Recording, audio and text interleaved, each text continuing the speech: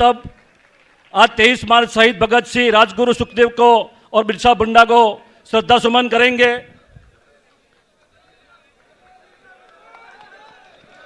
बिरसा मुंडा, बिरसा मुंडा, बिरसा लड़े थे गौरव से, बिरसा लड़े थे गौरव से, जय जोहर का नारा है, जय जोहर का नारा है, जड़ जंगल जमीन हमारा है। હવે આપણે કાર્યક્રમની શરૂઆત કરવા જઈ રહ્યા છીએ ત્યારે मैं सबसे पहले विनंती करता हूं गुजरात प्रदेश कांग्रेस समिति के अध्यक्ष माननीय अमित भाई चावड़ा साहब को कि राहुल गांधी जी का स्वागत करेंगे।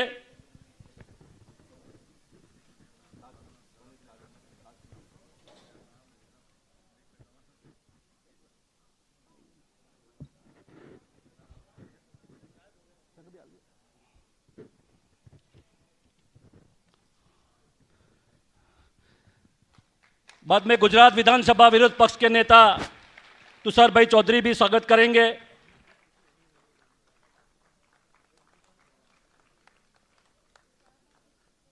बाद में गुजरात यूथ कांग्रेस के वाइस प्रेसिडेंट संजय भाई नीनाबा भी स्वागत करेंगे।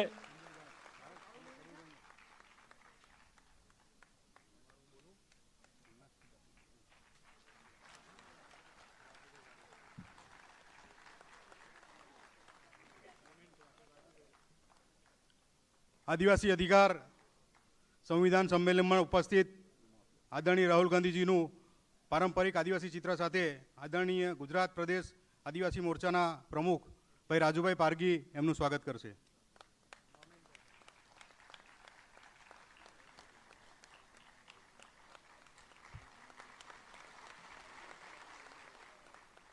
ऑल इंडिया आदिवासी कांग्रेसना प्रमुख एवा डॉक्टर विक्रांत भुरियाजी तीर कमानना साथे आदरणीय राहुलजीનું स्वागत करशे।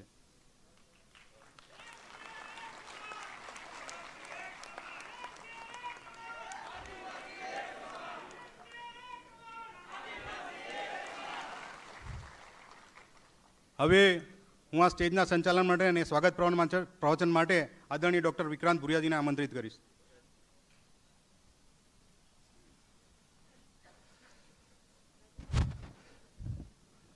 एक तीर एक कमान। एक हाथ से काम नहीं चलेगा, राहुल जी को दिखाना पड़ेगा कि पूरा दिल और दोनों हाथ आपके साथ हैं। एक तीर एक कमान, एक तीर एक कमान। बहुत बहुत धन्यवाद। आज हमारे बीच में हम सबकी आवाज, पूरे देश की आवाज राहुल गांधी जी पधारे हैं। एक बार जोरदार तालियों से हम उनका स्वागत करते हैं। आज का कार्यक्रम का जो मुख्य उद्देश्य था कि राहुल जी चाहते हैं कि जो जनता की आवाज है वो उन तक पहुंचे, और जो लोग आदिवासियों के लिए गांव में काम करते हैं, सड़क में काम करते हैं, फलिया में काम करते हैं, उनकी दिन रात लड़ाई लड़ते हैं, उनसे रूबरू होने के लिए आज राहुल गांधी जी हमारे बीच में आए हैं। मैं राहुल जी को बताना चाहूंगा कि आज के कार्यक्रम में 3 पैनल बने थे, और तीनों पैनलों में जो हमारे एक्टिविस्ट थे, एनजीओ के साथी थे, समाज सेवी लोग थे, उन्होंने पार्टिसिपेट करा है। जो पहला पैनल था वो था जल जंगल जमीन, फॉरेस्ट राइट एक्ट और पैसा कानून। जो दूसरा पैनल था वो था आदिवासी पहचान, सम्मान और अधिकारों तक पहुंच। जो तीसरा पैनल था वो था शिक्षा, युवा, आदिवासी भारत का भविष्य। इन 3 मुद्दों के माध्यम से हमने जो हमारे आदिवासी भाई बहन हैं उनकी भावनाओं को जानने का प्रयास करा।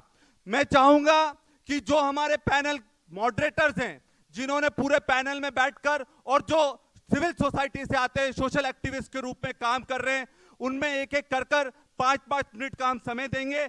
आप अपनी बात जो आज की जो चर्चा हुई है उसका सरगर्भित तरीके से वो राहुल जी के सामने रखें। मैं सबसे पहले बुलाना चाहूंगा लाल सिंह गामित जी को, जो जल जंगल जमीन, फॉरेस्ट राइट एक्ट और पैसा कानून पर पैनल को जिन्होंने हेड करा है, लाल सिंह गामित जी।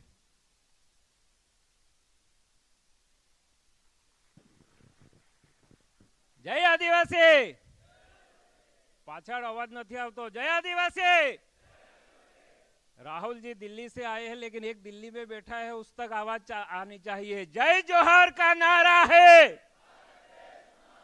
एक बार और, जय जोहर का नारा है।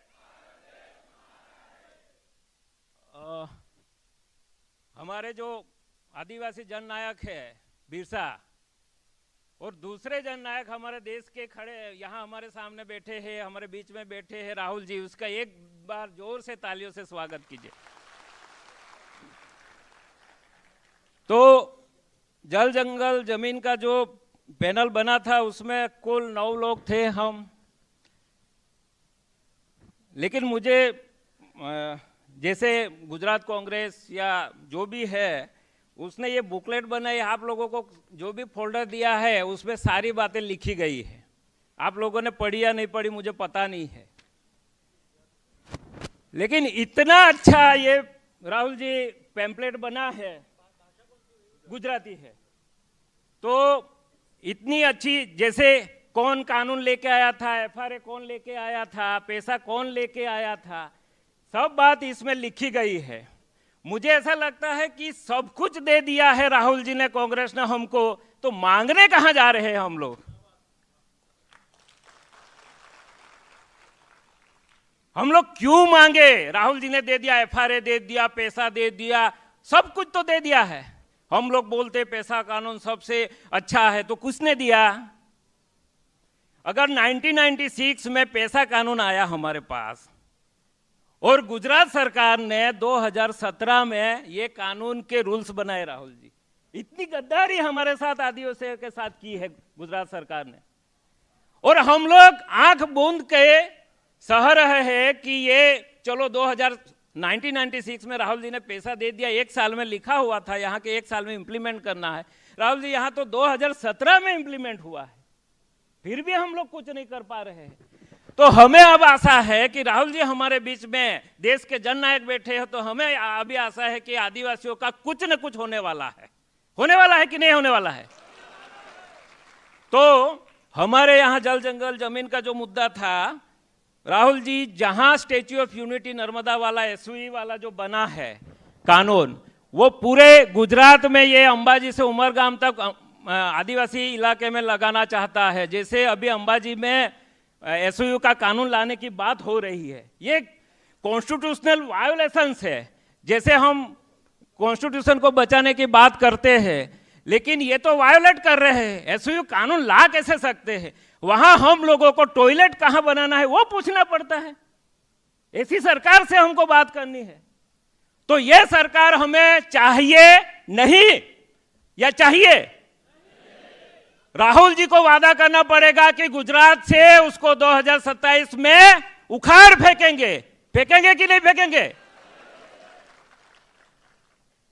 तो मैं 2 सालों से गुजरात कांग्रेस से बात कर रहा हूं एक सामाजिक संगठन के तौर पे, कि आदिवासी इलाके में राहुल जी ये पैम्पलेट जो बना है उसमें पूरी जानकारी दी गई है, लेकिन लोगों तक नहीं पहुंची है।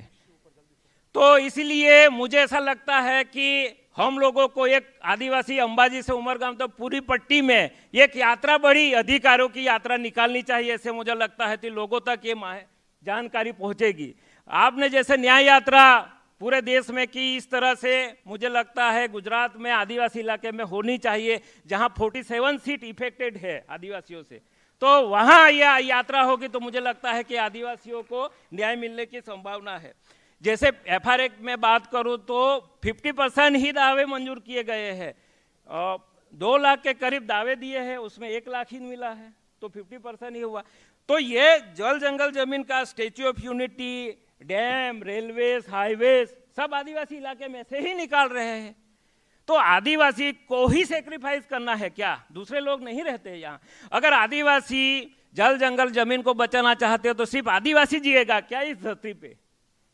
आदिवासी अच्छी हवा, अच्छा पानी बचाना चाहता है, इसका मतलब यह है कि सबको बचाना चाहता है, सिर्फ आदिवासी के लिए नहीं बचाते हैं वो। इसीलिए कहते हैं कि आदिवासी प्रकृति पूजक है।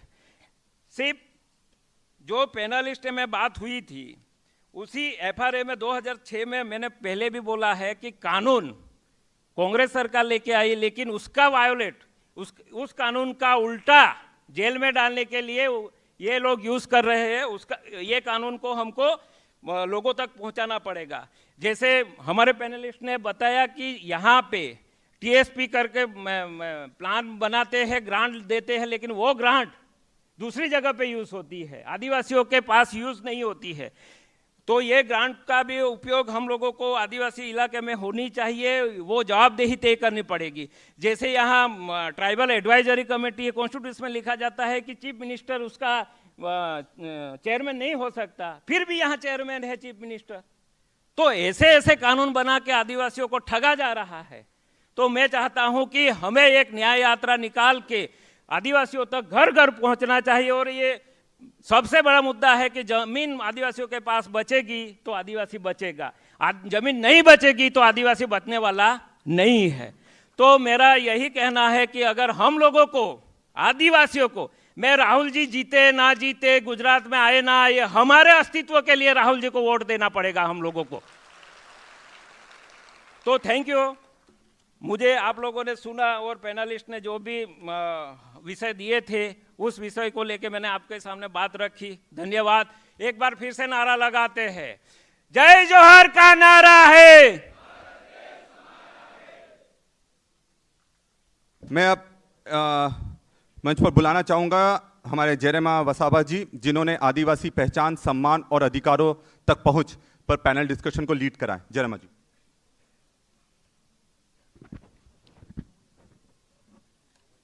राहुल जी का मेरा प्रणाम, आप सबको मेरा प्रणाम। मैं जयरेमा बेन वसावा, नर्मदा डिस्ट्रिक्ट डेडियापाड़ा से बिलोंग करती हूँ। सर, हमने आज हमारी टीम ने चर्चा की आदिवासी स्वाभिमान पर। हमें आदिवासी, हम मूल निवासी है, लेकिन अब हमें बोला जाता है वनवासी, तो हमारा वारसा टूट जाता है। आदिवासी यानी पहले से बसने वाले, और अभी बोला जाता है वनवासी, तो वनवासी में तो हमारा वारसा ही टूट जाती है। तो हमें ऐसे तरह से हमें तोड़कर हमें आदिवासी को बिखर रहे हैं। और हमारे बीच में, हमारे एरिया में सभी जगह पे डैम बना है सर। हम विस्थापित होते हैं, हमारे फैमिली अलग अलग हो जाती है और हमें उसका पियत का व्यवस्था नहीं मिला। इसीलिए आज भी हमारे एरिया में कोई व्यवस्था नहीं है। हमें मजदूर बनाया गया है सर। हमारी ज़मीन है, हम मालिक है, लेकिन आज हम दूसरों की ज़मीन पे मजदूरी करते हैं। हम मूल निवासी है, हम मालिक है, और आज मजदूर बना दिया है और हमारा सम्मान गंवाया है सर। हमारी महिलाओं को कोई सुरक्षा नहीं है। हमारे लोग विनती करते रहते हैं, रजूआत करते रहते हैं, फिर भी हमें कोई न्याय मिलता नहीं है। आप जननायक हैं हमारे लिए सर, हमें बहुत गर्व है। लेकिन मेरी आपसे नम्र विनती है सर कि आप संविधान बचाने के लिए आप बहुत मेहनत कर रहे हैं सर, लेकिन मैं मानती हूँ कि संविधान के साथ साथ हमारे आदिवासी समाज की स्वाभिमानी यात्रा आप शुरू करें, ऐसी मेरी विनती है। धन्यवाद सर। धन्यवाद जयरेमा जी। मैं अब आखिरी जो पैनल लीड करा था, शिक्षा, युवा और आदिवासी भारत का भविष्य, मैं अर्जुन राठवा जी को इनवाइट करना चाहूंगा, आमंत्रित करना चाहूंगा। जोहार, जय आदिवासी। सर, यहाँ पर शिक्षा, आदिवासी और युवा भविष्य की बात हुई। गुजरात में आदिवासी विस्तार में शिक्षा की स्थिति बहुत ही खराब है। जैसे कि प्राइमरी एजुकेशन में जो स्कूलें हैं, गुजरात में 5000 से अधिक स्कूलें बंद की गई है पिछले सालों में, उसमें सबसे ज़्यादा आदिवासी विस्तार में है। गुजरात में करीबन 40,000 टीचर्स की वैकेंसी है, उसमें सबसे ज़्यादा आदिवासी विस्तारों में है। और स्कूलें बंद की जा रही है और माध्यमिक और उच्चतर माध्यमिक स्कूलों में जो साइंस, मैथ्स और इंग्लिश के टीचर्स जो होने चाहिए, आदिवासी विस्तार में वो वैकेंसी है और स्कूलों में प्रिंसिपल की भी वैकेंसीज है, ये स्थिति है। और गुजरात में जो ट्राइबल एजुकेशन सोसाइटी गुजरात बनाया है, वो आदिवासी फंड का यूज़ करने के लिए एक एनजीओ बनाई है गुजरात में, वो सरकारी एनजीओ है। वो एनजीओ पूरे आदिवासी एजुकेशन का बजट यूज़ करती है, उसमें आदिवासी इलेक्टेड मेंबर्स या किसी की कुछ चलती नहीं है, वो स्थिति है। और उच्च शिक्षण में बहुत ही सारा खनीकरण हुआ है, आदिवासी एरिया में भी अभी सरकारी सिस्टम जो है वो ख़त्म हो रही है और प्राइवेटाइजेशन बढ़ रहा है। वो प्राइवेट एजुकेशन को खरीदना आदिवासियों के पास उसका पैसे नहीं है, तो ये स्थिति हमारी है। और आदिवासी इलाकों में जो भी कॉलेजेस है उसमें बहुत सारी वैकेंसीज है, सब जहाँ पर भी देखो ये स्थिति है। ऐसी स्थिति में खानगी जो एजुकेशन है उसको बढ़ावा दिया जा रहा है और सरकारी एजुकेशन बंद किया जा रहा है, ये स्थिति हमारे यहाँ है। और ऐसी भी हालत में अगर कोई पढ़ के बाहर जाता है युवा, तो उनको नौकरी के लिए आउटसोर्सिंग कॉन्ट्रैक्ट स्थिति में उनको भर्ती करते हैं, जिसमें उनका जो सैलरी है वो कोई पार्टी का और किसी का जो एजेंट है वो उनके पास एजेंसी होती है, गुजरात में एजेंसी राज है, वो पैसा ले जाता है और वो पेमेंट करता है। वो शिक्षक स्कूल में काम करेगा, उसका पेमेंट कोई एजेंसी करेगी और अगर वो ज़्यादा डिमांड करे तो उसको निकाल दिया जाता है। ये स्थिति पूरे गुजरात में है।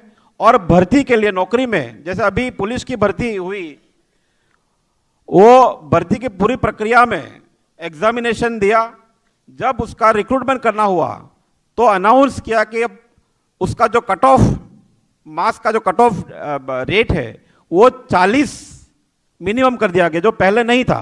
तो उसमें बहुत सारे आदिवासी युवा जो पुलिस वगैरह भर्ती होना था वो नहीं हो पाए। तो पूरे गुजरात में आदिवासी पढ़ नहीं सकते हैं, अगर पढ़े भी किसी भी हालत में तो उनको नौकरी नहीं है।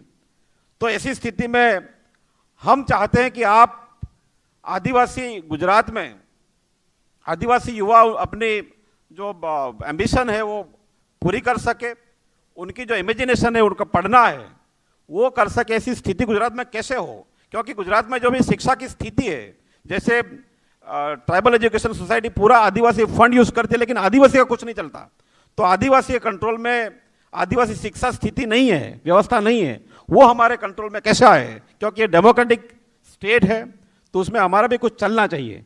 वो हो, इसके लिए आप हमको मार्गदर्शित करें, हमको हमारा नेतृत्व करें, ये हमारी मांग है, क्योंकि उसके लिए पूरे गुजरात को जागरूक भी करना चाहिए। हम चाहते हैं कि आप इस विषय को लेकर के कुछ दिनों तक गुजरात में यात्रा करें और हमारे युवा को, हमारे लोगों को थोड़ा और भी आत्मविश्वास बढ़े ऐसी स्थिति के सामने लड़ने के लिए और सही डिसीजन लेने के लिए, ये हमारी मांग है।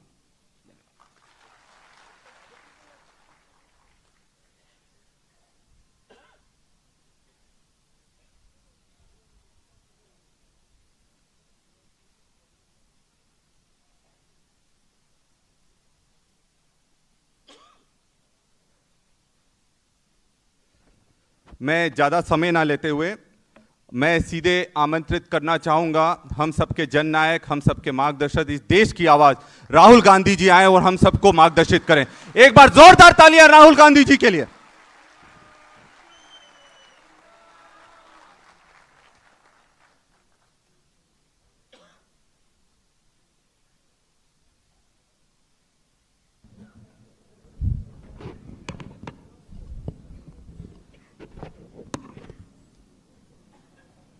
उसमें नाम है।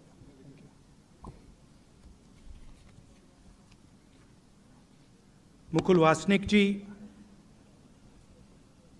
विक्रांत भूरिया जी, अमित चावड़ा जी, तुषार चौधरी जी, राजू परगी जी, अनंत पटेल जी, कांति खरादी जी, जेरेमा वसावा जी, लाल सिंह गमित जी, अर्जुन राठवा जी, स्टेज पे वरिष्ठ नेता, भाइयों और बहनों, आदिवासी भाइयों और बहनों, आप सबका यहाँ बहुत बहुत स्वागत, नमस्कार।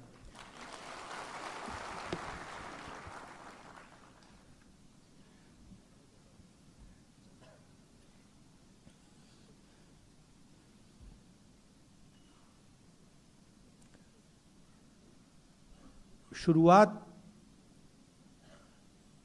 मैं आदिवासी शब्द से करना चाहता हूं।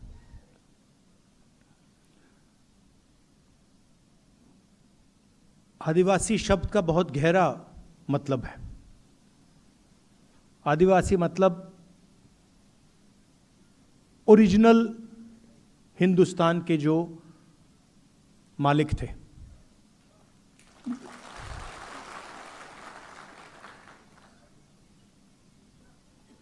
अगर आप यहां 1000-2000 साल पहले, 3000-5000 साल पहले आते तो सारी की सारी जमीन आदिवासियों के हाथ में थी। इस बात को कोई डिस्प्यूट नहीं करता, यह सच्चाई है। और आपकी पूरी की पूरी हिस्ट्री जो है वो एक प्रकार से आपकी जमीन खोने की हिस्ट्री है। पहले पूरे देश की जमीन आपकी थी, आस्ते आस्ते आस्ते आस्ते आस्ते आस्ते आस्ते आपको हटाते गए। और अब 21वीं सदी में एक नया शब्द आया है, आरएसएस और बीजेपी का शब्द है वनवासी। वनवासी का मतलब कि भाई आप ओरिजिनल मालिक नहीं थे। आदिवासी का मतलब यह देश आपका था, इस देश का जल जंगल जमीन आपकी थी। वनवासी का मतलब नहीं, ओरिजिनल मालिक आप नहीं थे, ओरिजिनल मालिक कोई और था। जल जंगल जमीन आपकी नहीं थी, आप तो सिर्फ जंगल में रहते हो। बहुत बड़ा फर्क है। क्योंकि अगर आप आदिवासी हो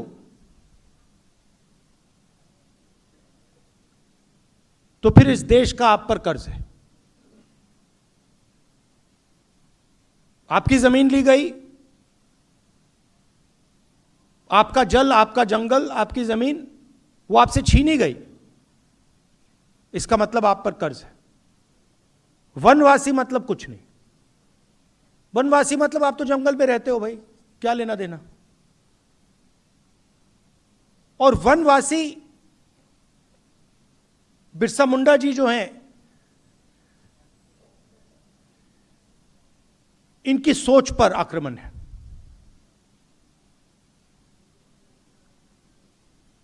किसी ने कहा कि हम कॉन्स्टिट्यूशन की लड़ाई लड़ रहे हैं। ये देखिए, ये कॉन्स्टिट्यूशन। अब आप में से बहुत लोग सोचेंगे कि देखिए ये जो किताब है ये आज़ादी के बाद लिखी गई है, इसमें हिंदुस्तान के सारे कानून हैं, हिंदुस्तान का जो विजन है इसमें है, हिंदुस्तान के हर नागरिक को एक वोट ये देता है। मगर ये नई किताब नहीं है। इस किताब में हजारों साल पुरानी सोच है।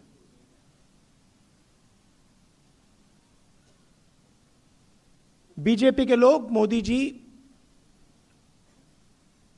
बिरसा मुंडा जी की मूर्ति के सामने हाथ जोड़ते हैं, अंबेडकर जी की मूर्ति के सामने हाथ जोड़ते हैं, फूले जी के मूर्ति के सामने हाथ जोड़ते हैं, गांधी जी की मूर्ति के सामने हाथ जोड़ते हैं। मगर जो बिरसा मुंडा जी ने कहा था, जिस चीज के लिए वो मरे, उसकी रक्षा नहीं करते। तो इस किताब में बिरसा मुंडा जी की आवाज है। और जब बीजेपी इस आवाज पर आक्रमण करती है, जब आपको वनवासी कहती है, जब आपकी जमीन छीनती है, आपका जल छीनती है, आपका जंगल अदानी को देती है, तो सिर्फ संविधान पर आक्रमण नहीं कर रहे हैं, वो बिरसा मुंडा जी पर आक्रमण कर रहे हैं।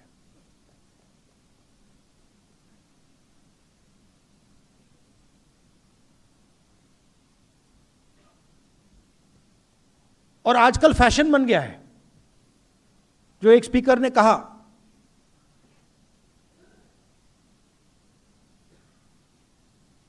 देश में जमीन किसकी जाती है?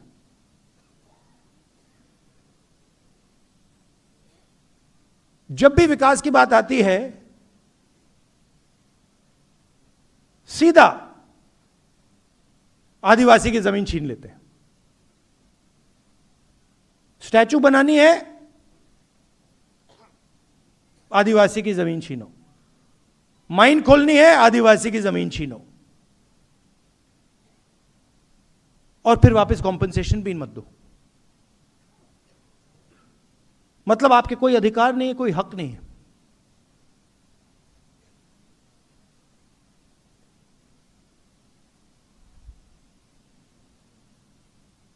मैं जाति जनगणना की बात करता हूं, और जब मैं जाति जनगणना की बात करता हूं, आरएसएस के लोग, मोदी जी, बीजेपी के लोग मेरे ऊपर आक्रमण करते हैं। मगर जाति जनगणना का क्या मतलब है? पूरा देश जानता है कि इस देश में तकरीबन 9% आदिवासी हैं, 10% आदिवासी हैं। देश जानता है 15% दलित हैं, 50% पिछड़ा वर्ग है, 15% माइनॉरिटी कह लो। आपने प्राइवेटाइजेशन शब्द यूज किया।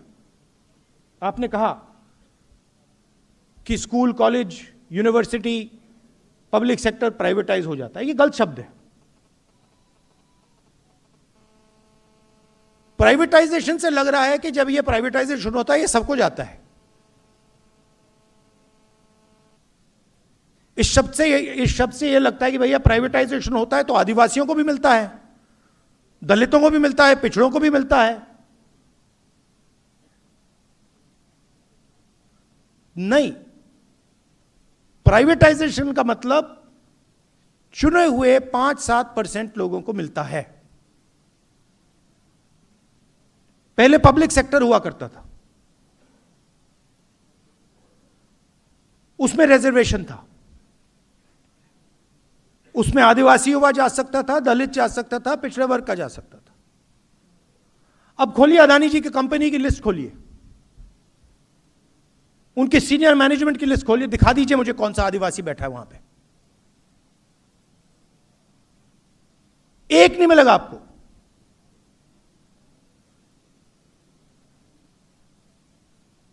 बड़े बड़े ब्यूरोक्रेट्स की लिस्ट निकाल दीजिए। कुछ साल पहले धूमधाम से बजट का रिलीज हुआ, 11 अफसर खड़े थे, फोटो ली गई, और मैंने सवाल पूछा कि भैया ये जो 11 अफसर हैं, इनमें 90% का तो कोई है ही नहीं।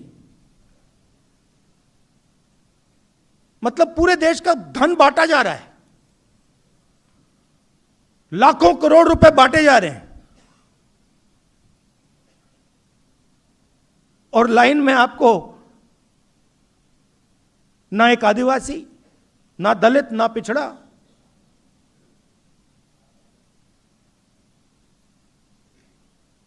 कहीं भी देख लीजिए आप, प्राइवेट अस्पतालों की लिस्ट निकालिए, उनके मालिकों की लिस्ट निकालिए, दिखा दीजिए आदिवासी का कौन सा अस्पताल है। बड़ी बड़ी यूनिवर्सिटीज, कॉलेजेस की लिस्ट निकालिए, दिखा दीजिए मुझे उनका आदिवासी मालिक कहां है। कॉर्पोरेट इंडिया खोलिए, उनकी लिस्ट निकालिए, 500 सबसे बड़ी कंपनियां जिनका लाखों करोड़ रुपए ऐसे माफ हो जाता है। 1 सेकंड लगता है मोदी जी को 16 लाख करोड़ रुपए उनका माफ किया गया है।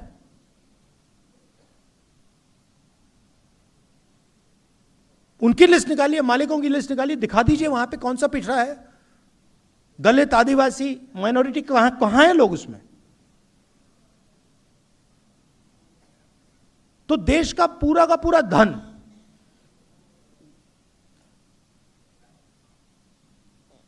आपसे छीना जा रहा है। आप जीएसटी देते हो ना? देते हो नहीं देते हो? देते हो ना? ये आप कपड़े पहने हैं, इसमें जीएसटी जाती है ना?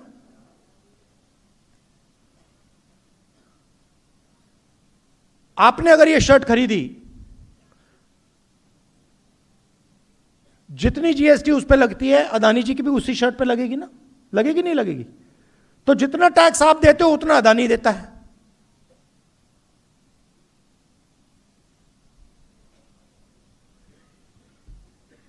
उसकी आमदनी देखिए, आपकी आमदनी देखिए।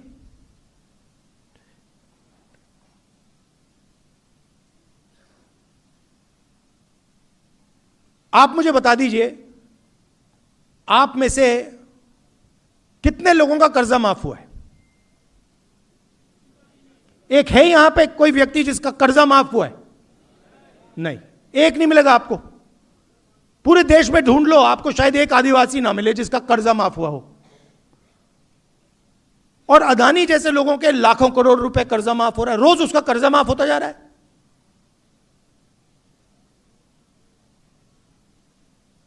तो जाति जनगणना मतलब है कि यह पता लगाना, जैसे तेलंगाना में हमने कर दिया है, आदिवासी कितने हैं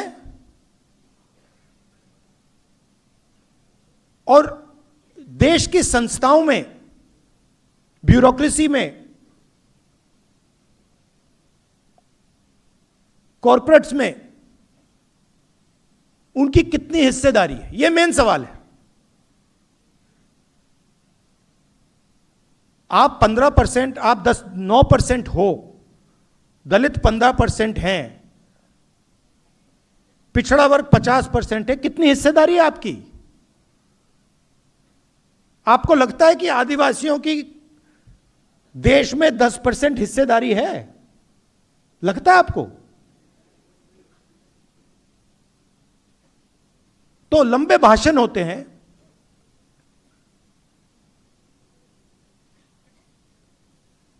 बिरसा मुंडा जी की मूर्ति के सामने ये लोग हाथ जोड़ते हैं, और फिर जब पावर देने का टाइम आता है या धन देने का टाइम आता है,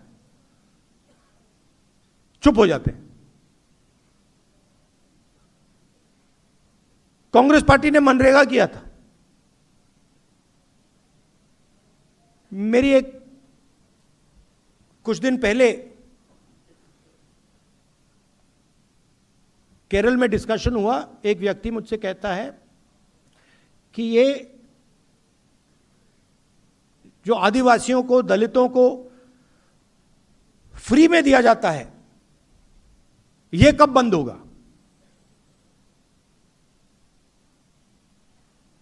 मैंने उसे जवाब दिया, जिस दिन अदानी अंबानी जैसे लोगों को फ्री में माल मिलना बंद हो जाएगा, उस दिन आदिवासियों का फ्री बंद हो जाएगा।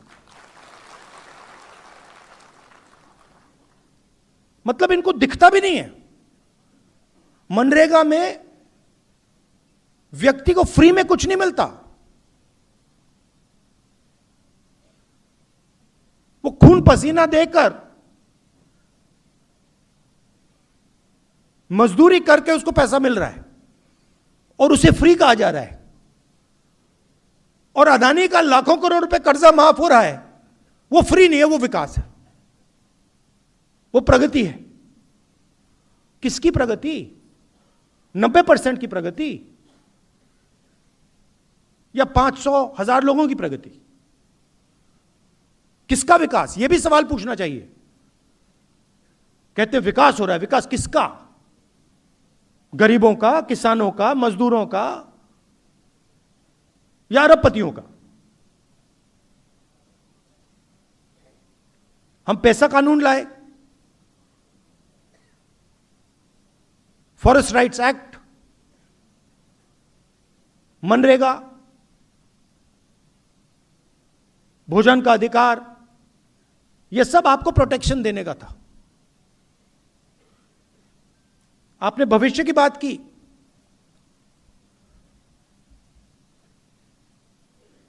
सारे के सारे कॉलेजेस, स्कूल्स, यूनिवर्सिटीज गुजरात में तो सारे बंद कर दिए हैं, स्कूल कॉलेज सब बंद कर दिए हैं, पूरा प्राइवेटाइज कर दिया है।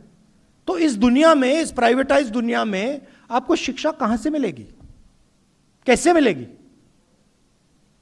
बिना हाई क्वालिटी सरकारी स्कूल, बिना हाई क्वालिटी सरकारी यूनिवर्सिटी, बिना हाई क्वालिटी सरकारी कॉलेजेस आपको शिक्षा नहीं मिल सकती, आपके बच्चों को शिक्षा नहीं मिल सकती।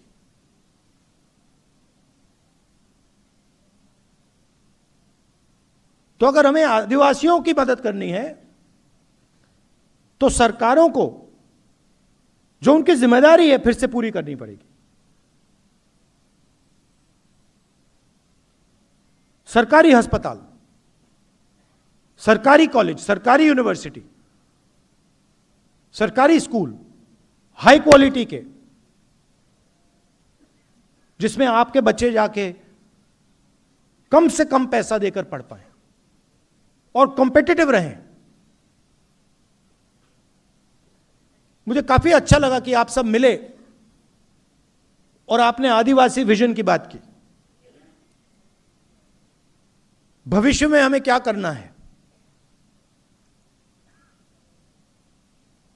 आपका एक मैनिफेस्टो होना चाहिए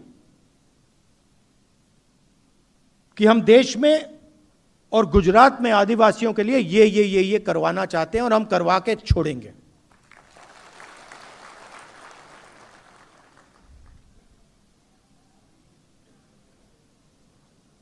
और सबसे जरूरी चीज ये संविधान है। हम शिक्षा की बात कर रहे हैं, आज वाइस चांसलर्स की लिस्ट निकालिए, आपको सिर्फ आरएसएस के लोग मिलेंगे।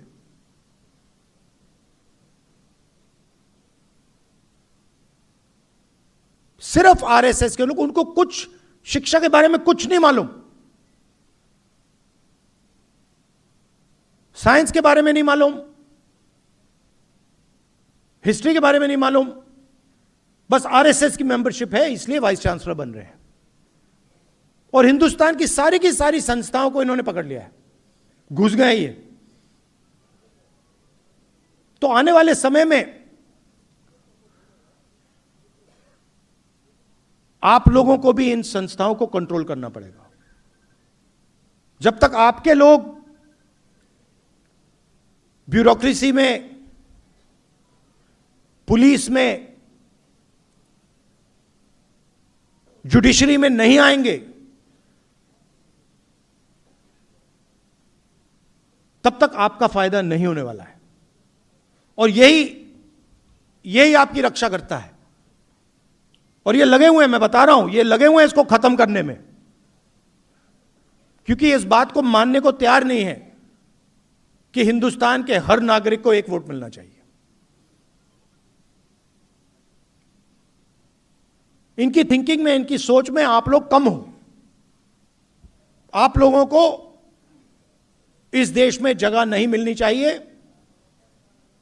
वो कह रहे हैं, खुल के कह रहे हैं कि आप लोग वनवासी हो, आपको जंगल में रहना है। उस शब्द में बहुत कुछ छुपा है। जो जंगल में रहता है उसे अंग्रेजी की जरूरत है? क्या जरूरत है?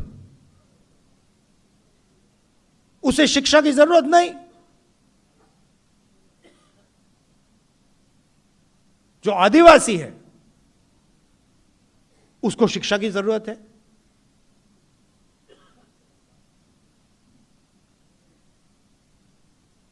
तो इस शब्द में पूरा का पूरा इनकी थिंकिंग छुपी हुई है। आपको कहते हैं वनवासी।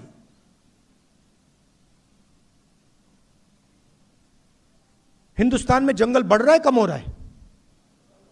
घटता जा रहा है ना। तो शब्द में लिखा हुआ है कि भैया जहां जंगल है वहां आप लोग रहो, जहां जंगल नहीं है आप लोग जाओ, निकलो वहां से, आपकी तो कोई जगह ही नहीं है। तो आपको वनवासी बना दिया और फिर जंगल को काटने लग गए।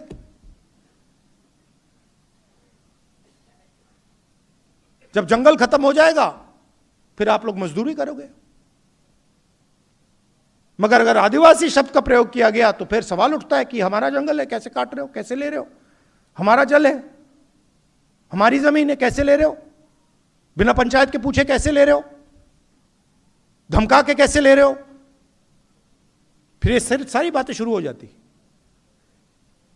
इसीलिए ये चाहते हैं कि आप लोग वनवासी बनो, अपना हक मत मांगो, अपने बच्चों के लिए शिक्षा मत लो, आप लोग या जंगल में रहो और जब जंगल खत्म हो जाएगा फिर मजदूरी करो। ये हम नहीं चाहते। हम चाहते हैं कि इस देश में जितनी जगह दूसरे लोगों को मिलती है उतनी आपको मिले। बेहतरीन कॉलेजेस और यूनिवर्सिटीज में आपके बच्चे पढ़ें। हिंदुस्तान की सबसे बड़ी कंपनियों में आपके लोग काम करें, आपके बच्चे काम करें।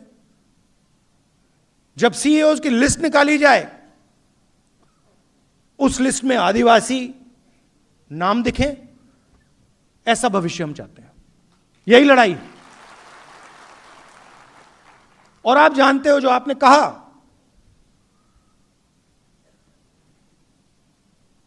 कि मेरे दिल में, मेरे परिवार के दिल में, कांग्रेस पार्टी में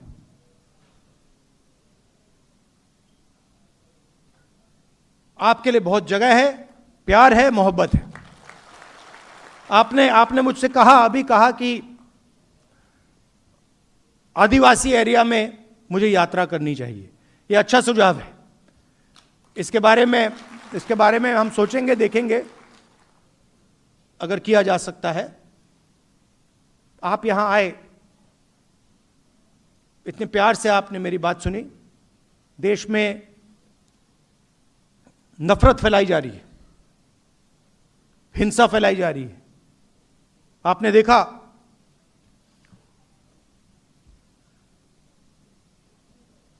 ईरान में युद्ध हो रहा है।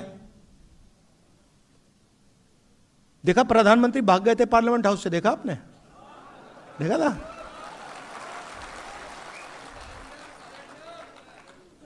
सुना है मैंने 25 मिनट का भाषण किया। मैं आपको गारंटी कह रहा हूं, लिख के रख लो, पार्लियामेंट हाउस में डिबेट नहीं कर सकते।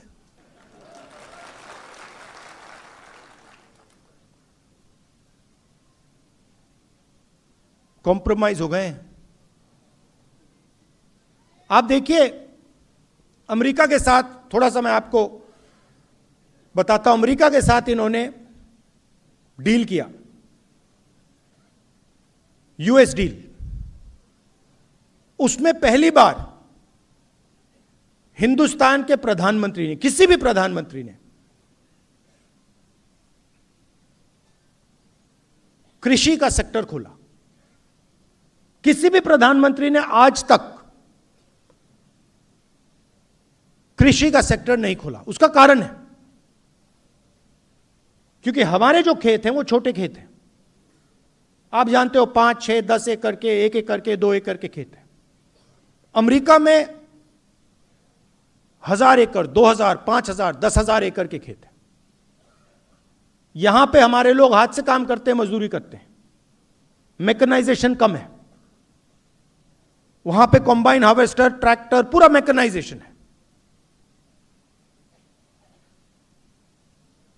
अगर उनका माल यहां आ जाएगा तो हमारे सारे के सारे किसान बर्बाद हो जाएंगे।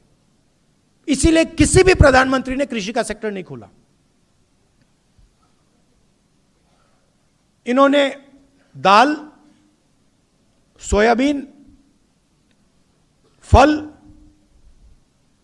कपास, ये सब खोल दिया है।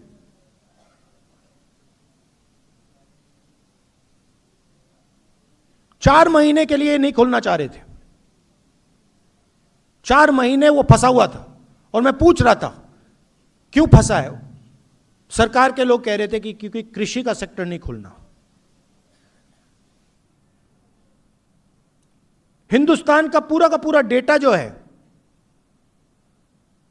जो इस देश की पूंजी है, आप 21वीं सदी में, 20वीं, पिछली सदी में जो तेल की जगह होती थी, 21वीं सदी में वो डेटा है। जिसके पास डेटा है उसकी प्रगति होने वाली है। पूरा का पूरा हिंदुस्तान का डेटा नरेंद्र मोदी ने अमेरिका को पकड़ा दिया।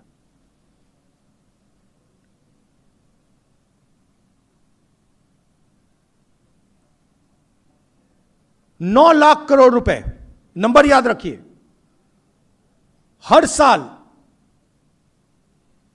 हिंदुस्तान अमेरिका से 9 लाख करोड़ रुपए का माल खरीदेगा। 5 साल के लिए हर साल 9 लाख करोड़ रुपए। आप सोचिए, अगर हम अमेरिकन कंपनी से 9 लाख करोड़ रुपए खरीदेंगे तो हमारी कंपनियों का क्या होगा, हमारी छोटी कंपनियों का क्या होगा, हमारे स्मॉल मीडियम इंडस्ट्री का क्या होगा।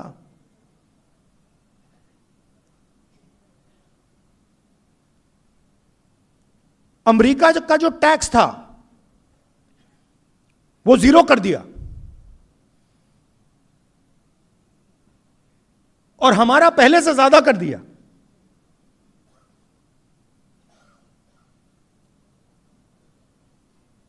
और चौथी और सबसे गंभीर बात, हिंदुस्तान के प्रधानमंत्री ने ट्रंप से कहा कि हम बिना आपसे पूछे तेल और नेचुरल गैस नहीं खरीदेंगे। अगर आप कहोगे कि रूस से नहीं खरीदना है, हम नहीं खरीदेंगे। अगर आप कहोगे ईरान से नहीं खरीदना है, नहीं खरीदेंगे। अगर आप कहोगे इराक से नहीं खरीदना है, वेनेजुएला से नहीं खरीदना है, हम नहीं खरीदेंगे। आप बोलो, जो आप हुक्म करोगे हम पूरा करेंगे। ये 4 चीजें नरेंद्र मोदी ने डोनाल्ड ट्रंप को दी हैं। लिया कुछ नहीं। अमेरिका हमसे माल नहीं खरीदेगा। अमेरिका को पेट्रोल गैस खरीदने से पहले हमसे नहीं पूछना। उनका टैक्स कम हो गया, हमें कुछ नहीं मिला।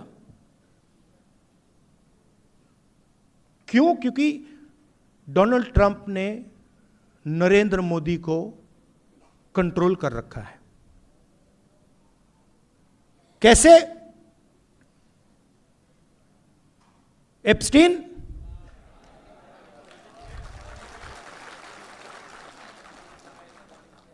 वो हैं 4-5 तरीके, मगर मैं आपको सिर्फ 2 बता रहा हूं आज।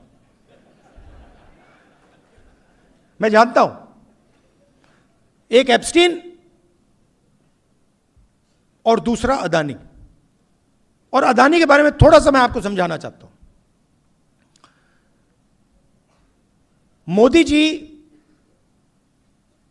और बीजेपी का जो पूरा फाइनेंस का स्ट्रक्चर है, यह अदानी है।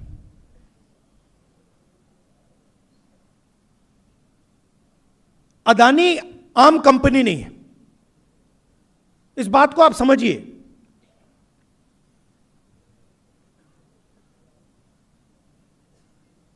अदानी बीजेपी, नरेंद्र मोदी, इनका स्ट्रक्चर है, फाइनेंशियल सिस्टम है।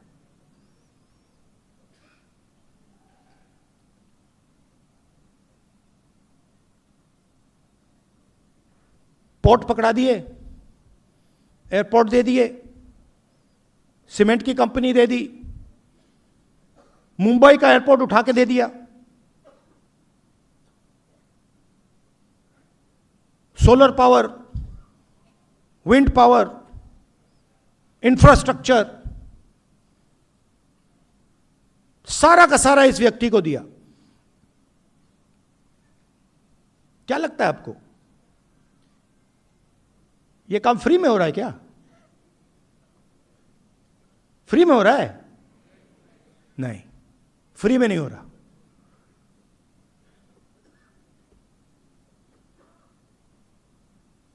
और इस कंपनी पर अमेरिका में कोर्ट केस लगा दिया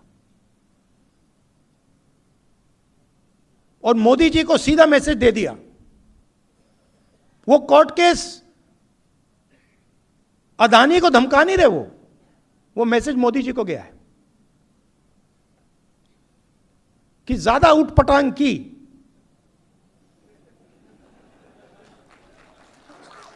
हिंदुस्तान के लोगों के साथ ड्रामा करना कर लो, हमारे साथ ड्रामा किया ना तूने,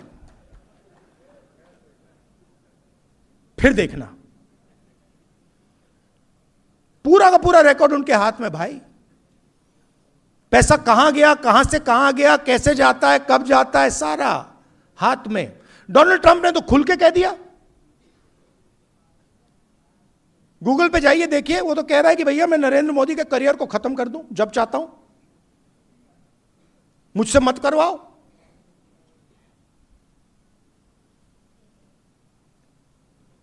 तो कंट्रोल उनके हाथ में है। प्रधानमंत्री 100% कॉम्प्रोमाइज्ड है।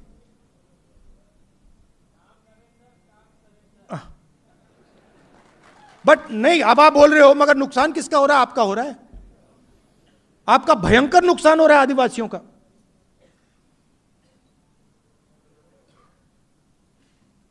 जमीन आपकी जा रही है, जल जंगल आपका सब जा रहा है, कॉलेज यूनिवर्सिटी जा रही हैं, सारा का सारा प्राइवेटाइज हो रहा है। प्रधानमंत्री को पकड़ रखा है। आप उनकी आंख को देखिए, टीवी पे देखिए आप। 25 मिनट का भाषण दिया, अभी दिया।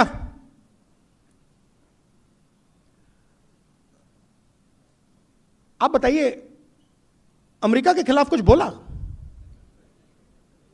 कुछ बोला? एक शब्द बोला?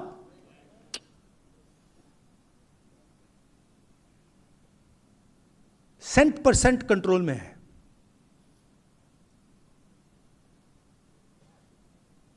और आप देखते जाओ, जो भी होगा अब वो हिंदुस्तान के फायदे के लिए नहीं होगा, अमेरिका के फायदे के लिए होगा। देख लेना आप, आपको दिखेगा। एक बार बंदा कॉम्प्रोमाइज हो जाता है, आदमी कॉम्प्रोमाइज हो जाता है, फिर बात वहीं खत्म हो जाती है। आप देखना, अब नरेंद्र मोदी जी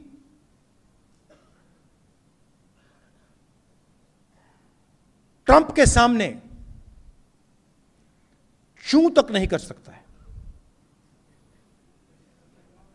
बता रहा हूं आपको, मैं सच बोलता हूं। ट्रंप कहता है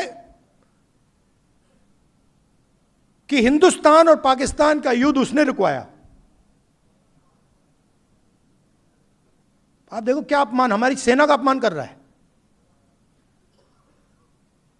कहता है हिंदुस्तान के जहाज गिरे, 7 जहाज गिरे, मैंने युद्ध रुकवाया।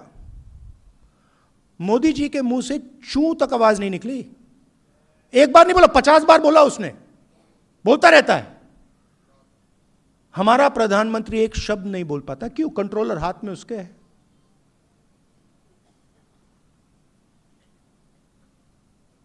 और अंत में जब मोदी जी का कंट्रोल उधर है तो सबसे ज्यादा चोट आपको लगती है, क्योंकि आपका प्रधानमंत्री आपके लिए काम ही नहीं कर रहा है, आपकी रक्षा ही नहीं कर सकता।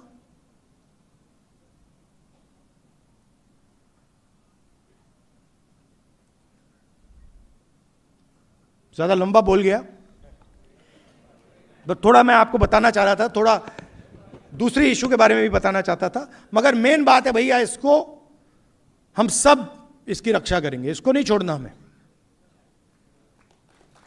क्योंकि इसकी रक्षा में बिरसा मुंडा जी की विचारधारा की रक्षा है, आदिवासियों की रक्षा है, हिंदुस्तान के गरीबों की, किसानों की, मजदूरों की, सबकी रक्षा है। जिस दिन यह गायब हो गया उस दिन कुछ नहीं बचेगा हमारा, आपका, आदिवासियों का। बहुत बहुत धन्यवाद, नमस्कार, जय हिंद।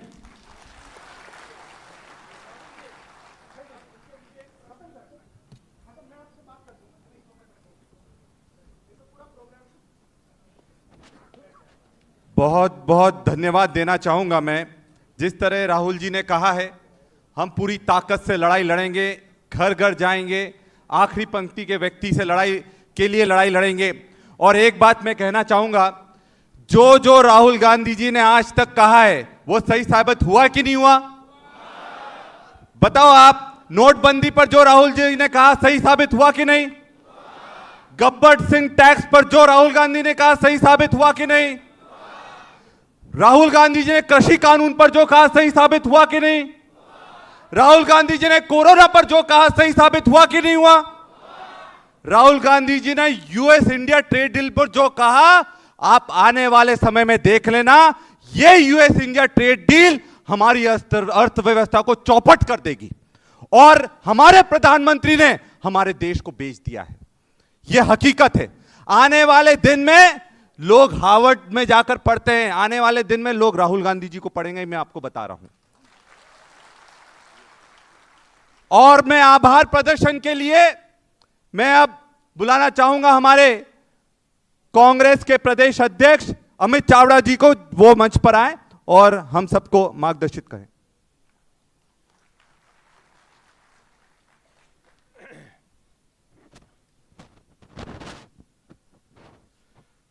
आदिवासी अधिकार संविधान सम्मेलन के मंच पर विराजमान पूरे देश के जननायक, पूरे देश के जो सामान्य लोग हैं, उनकी आवाज़ ऐसे हमारे नेता आदरणीय राहुल गांधी जी, एआईसीसी के जनरल सेक्रेटरी और गुजरात के प्रभारी आदरणीय मुकुल वासनिक जी, विधानसभा कांग्रेस पक्ष के नेता आदरणीय तुषार चौधरी जी, ऑल इंडिया कांग्रेस आदिवासी कांग्रेस के अध्यक्ष युवा विधायक साथी विक्रांत भूरिया जी, मंच पर विराजमान सभी हमारे वरिष्ठ नेतागण, सामने विराजमान वरिष्ठ हमारे नेतागण, और पूरे गुजरात में अंबाजी से लेकर उमरगांव तक आदिवासी विस्तार में आदिवासी समाज के जड़ जंगल जमीन के अधिकार के लिए आवाज़ उठाने वाले,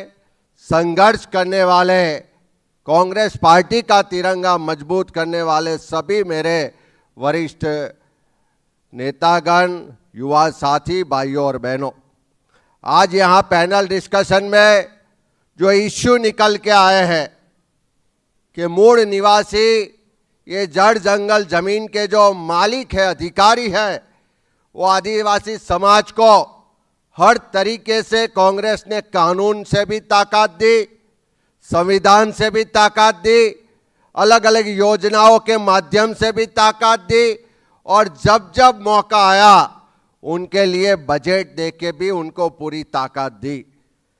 कांग्रेस ने सब कुछ दिया, संविधान ने सब कुछ दिया, लेकिन पिछले 3 दशक के गुजरात के भारतीय जनता पार्टी के शासन में जो सबसे अन्याय हुआ हो तो सबसे ज्यादा आदिवासी समाज को और अंबाजी से लेके उमरगांव के आदिवासी एरिया को हुआ है।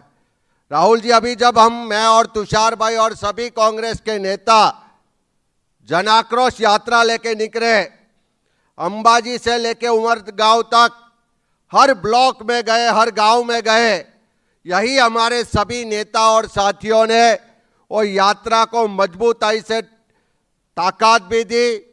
और वहाँ जो इश्यू देखे कि कांग्रेस की सरकार ने जंगल जमीन अधिकार का कानून दिया 2006 में, आज 20 साल के बावजूद भी 50% लोगों को आज भी अपना अधिकार नहीं मिल रहा है। पूरे आदिवासी क्षेत्र में कांग्रेस ने मनरेगा का कानून लाया कि स्थानीय रोजगार मिले, लेकिन मनरेगा में रोजगार के बदले भाजपा के लोग पूरी लूट चला रहे। नल से जल में भ्रष्टाचार हो रहा है, स्कूलें बंद की जा रही है, सड़कें नहीं है, हॉस्पिटल से तो डॉक्टर, स्टाफ और साधन नहीं है, अनुसूची 5 और पैसा कानून का कोई अमल नहीं हो रहा है, विकास के नाम पे उनकी जमीन छीनी जा रही है, उनके जंगल छीने जा रहे हैं, उनके घरों पे बुलडोजर चलाया जा रहा है, हर तरीके से उनको हैरान परेशान किया जा रहा है। लेकिन जहां जहां गए सब लोगों ने एक ही बात बताई है कि कांग्रेस ने दिया है और आने वाले समय में कांग्रेस के नेतृत्व में लड़ेंगे और हमारा अधिकार लेके रहेंगे।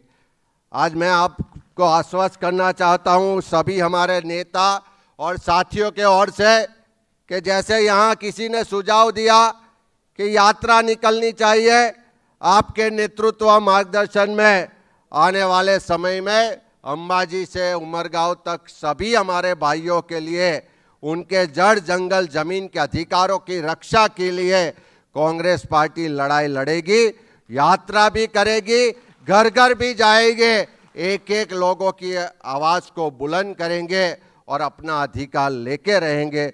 यही बात हम आज के ये मंच से कहना चाहता हूँ। मैं फिर से आपका धन्यवाद करता हूँ कि बहुत ही आज नाजुक समय है, एक तरफ पार्लियामेंट चल रही है, अलग अलग प्रदेशों में चुनाव चल रहे हैं, फिर भी आपने गुजरात के आदिवासी समाज के लिए उनके हक अधिकार की बात करने के लिए आपका कीमती समय निकाला। उसके लिए हम सब कांग्रेस परिवार आदिवासी समाज की ओर से आपका धन्यवाद करते हैं। और लास्ट में एक ही नारा के लिए मैं आप सबको गुजारिश करता हूं, दोनों हाथ की मुट्ठी करके जोर से बोलना है, लड़ेंगे, लड़ेंगे। धन्यवाद।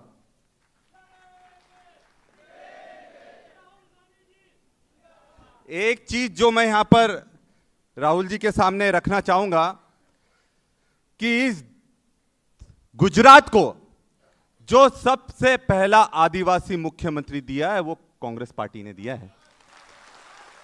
बीजेपी ने आज तक नहीं दिया है। किसने दिया है? कांग्रेस पार्टी ने दिया है, अमर सिंह चौधरी जी का। और सबसे बड़ी बात है कि आज उनके चिरंजीवी हमारे तुषार चौधरी जी भी हमारे बीच में हैं। मैं चाहूंगा कि वो 2 शब्द बोलकर हमारा सबका उत्साहवर्धन करें। तुषार चौधरी जी, हमारे नेता प्रतिपक्ष। સૌને જય જોહાર, જય આદિવાસી। આજના આપણા આદિવાસી અધિકાર સંવિધાન સંમેલનમાં ખાસ ઉપસ્થિત લોકસભાના આપણા વિરોધ પક્ષના નેતા આદરણીય શ્રી રાહુલ ગાંધીજી, શ્રી વિક્રાંત ભુરિયાજી, આપણા પ્રભારી શ્રી મુકુલ વાસનિકજી, પ્રદેશ સમિતિના પ્રમુખ આદરણીય શ્રી અમિતભાઈ, મંચસ્થ સૌ મહાનુભાવો, કોંગ્રેસ પક્ષના સૌ આગેવાનો, અહીંયા ઉમરગામથી અંબાજીથી ઉપસ્થિત આપણા આદિવાસી સમાજના, મારા સમાજના સૌ વડીલો, ભાઈઓ, બહેનો, યુવા દોસ્તો, મારે કોઈ લાંબી વાત કરવી નથી, એક જ વાત કરવી છે। આજે પણ તમે કોઈ પણ આદિવાસી ગામમાં જાઓ કે આદિવાસી લોકોનો સર્વે કરાવો તો 65 થી 70% લોકો ભારતીય જનતા પાર્ટીના વિરોધી છે। 65 થી 70% લોકો ભારતીય જનતા પાર્ટીના વિરોધી છે। પણ આવા સંજોગોમાં 30% 35% જે ભાજપ સાથે છે એને જો જીતાડવા હોય તો શું કરવું પડે? તો એને જીતાડવા હોય તો 65%ના ભાગલા પાડવા પડે ને એટલા માટે જ અહીંયા આમ આદમી પાર્ટી હોય, બાપ પાર્ટી હોય, આપ પાર્ટી હોય કે બીજી પાર્ટી હોય એ લોકોને અહીંયા ચૂંટણી લડાવવા મોકલીને આપણા જે ભાગલા પાડે છે એના કારણે ભારતીય जनता પાર્ટી જીતી જાય છે। એટલે આવી ત્રીજી ચોથી બીજી પાર્ટીને જો તમે સહકાર નહીં આપો તો આવનારા દિવસો આપણા હશે તો જ આપણું સંવિધાન બચશે, તો જ આપણા હક બચશે ને તો જ આપણો અધિકાર મળશે।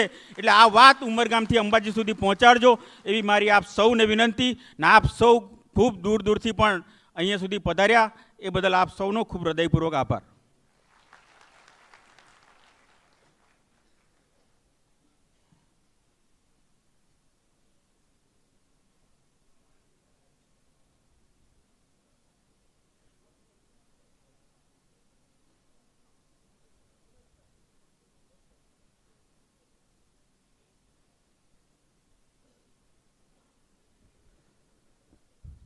बहुत बहुत धन्यवाद। मैं अंत में यही कहना चाहूंगा, राहुल जी,